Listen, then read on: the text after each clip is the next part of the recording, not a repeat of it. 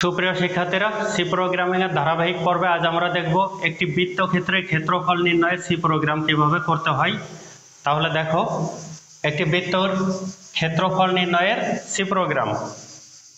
এখানে প্রশ্নটা লেখা আছে, এখন আমরা শুরু করছি। তার আগে আমি একটু কথা বলি। বৃত্তের ক্ষেত্রফল নির্ণয়ের সি প্রোগ্রাম। এখন এখানে আমি আগেও বলেছি, আগের ক্লাসগুলো যারা দেখেছ তারা নিশ্চয়ই জানো যে শুরুতেই আমাদের প্রশ্নটা কি বলছে, সেই প্রশ্নটা আগে বুঝতে হবে।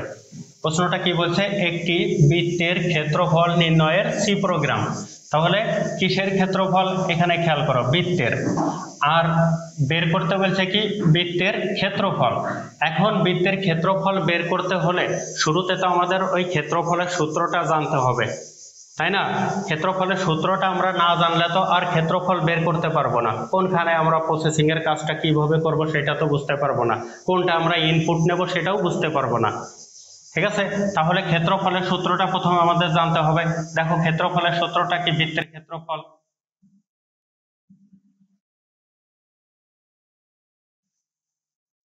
বৃত্তের ক্ষেত্রফলের সূত্রটা হচ্ছে পাই পাই আর স্কোয়ার। পাই আর স্কোয়ার, এটা আমরা এইভাবে লিখতে পারি, পাই গুণন আর গুণন আর। এইভাবে আমরা লিখতে পারি বৃত্তের ক্ষেত্রফলের সূত্রটা। তাহলে বৃত্তের ক্ষেত্রফলের সূত্র কি? পাই আর স্কোয়ার। এখানটাতে একটু খেয়াল করো, পাই আর স্কোয়ার, এটা হচ্ছে আমাদের যেটা বের করতে বলছে, এইটা সূত্র। এখন দেখো, এই ক্ষেত্রফলটা বের করার জন্য তো আমাদের ইনপুট নিতে হবে। ক্ষেত্রফলটা বের করার জন্য আমাদের কি করতে হবে? ইনপুট নিতে হবে। এখন আমরা ইনপুট হিসাবে কোনটা নেব সেটা হচ্ছে ব্যাপার। এখন দেখো, তোমাদের আমি আগের ক্লাসগুলোতে বলেছিলাম যে ইনপুট হিসাবে কোনটা আমরা নেব সেটা আমরা দেখব যে এই সূত্রটার মধ্যে চলক আছে কোনগুলো। দেখবো ওই সূত্রের মধ্যে, ওই সূত্রটা ভেঙে দেখবে সূত্রের মধ্যে চলক আছে কয়টা। এখন দেখো, এই যে এটা কি? পাই, এটা তো অবশ্যই চলক না, এটা হচ্ছে ধ্রুবক। আর পায়ের মান হচ্ছে 3.1416, এটা হচ্ছে কি? ধ্রুবক। আর কি আছে? আর। আর এর মানটা আমরা জানি না, অর্থাৎ অজানা। আর এর মানটা আমাদের কি? অজানা। এই যে যে আর, এই আরটা হচ্ছে কি? আমাদের চলক। এই সূত্রের মধ্যে কি শুধুমাত্র একটা চলক আছে, সেটা কি? আর। তাহলে ওই যে যে আর চলকটা, এইটাই হবে ইনপুট। ওইটাকেই আমরা ইনপুট হিসাবে নিয়ে আমরা কি করব? এই যে যে বৃত্তের ক্ষেত্রফল বের করতে বলছে, ওই ক্ষেত্রফলটা আমরা বের করব। কিসের মাধ্যমে বের করব? এটা সি প্রোগ্রামিং এর মাধ্যমে আমরা এটা বের করব। এখন দেখো, তাহলে আমরা শুরু করি। হ্যাশ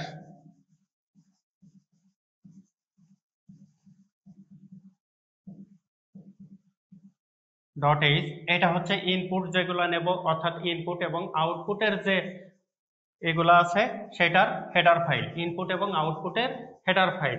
ইনপুট এবং আউটপুটের হেডার ফাইলটা হচ্ছে কি? Hash include stdio dot H. এরপরে কি?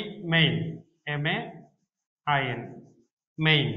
এই টুকরা বলা হয় কি? ডিক্লারেশন পার্ট, অর্থাৎ ঘোষণা অংশ। এরপরে আমাদের কি করতে হবে? কাজ শুরু করতে হবে। দেখো, এই যে সেকেন্ড ব্র্যাকেট দিয়ে, অর্থাৎ সেকেন্ড ব্র্যাকেটের মুখ যখন ডান দিকে থাকবে তখন কি? কাজ শুরু। আর যখন বাম দিকে থাকবে তখন কি? কাজ শেষ। এরপরে আমরা দেখো, ওই ভেরিয়েবল গুলো আমরা রাখবো কিসের মধ্যে রাখবো? ভেরিয়েবল গুলো এখন আমরা ফ্লোটের মধ্যে রাখবো, FLOAT, ফ্লোটের মধ্যে রাখবো। কেন ফ্লোটের মধ্যে রাখবো? কারণ এটা ভগ্নাংশ আসার সম্ভাবনা সবগুলোই আছে, যার কারণে আমরা কি রাখবো? এটা ফ্লোটের মধ্যে রেখে দেবো একবারে।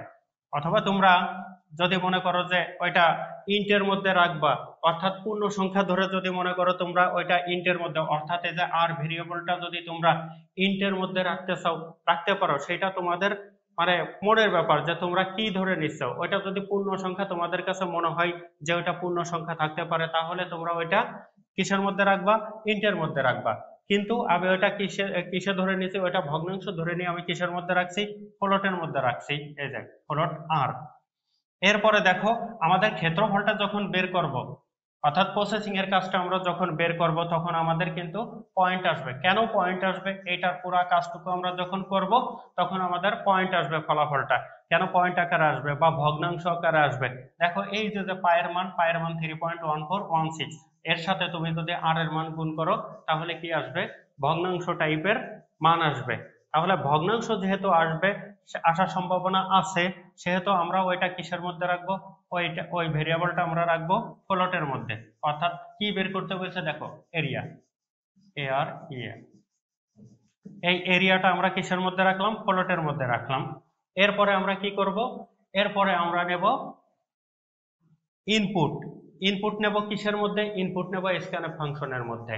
এখন তোমাদের আমি স্ট্রাকচারের যখন বোঝাইছিলাম, স্ট্রাকচারের মধ্যে অর্থাৎ প্রথম পর্বে যে স্ট্রাকচারটা আমি বোঝাইছি, ওইটার মধ্যে আমি একটা কথা বলছিলাম যে ইনপুট নেওয়ার আগে অর্থাৎ স্ক্যানএফের আগে আমরা একবার প্রিন্টএফ করতে পারি, একবার প্রিন্টএফ নিতে পারি। সেটা কিসের জন্য, সেটা ইউজারের কাছ থেকে ওই ভেরিয়েবলের মানটা নেওয়ার জন্য আমরা একবার প্রিন্টএফ এর কাজ করতে পারি।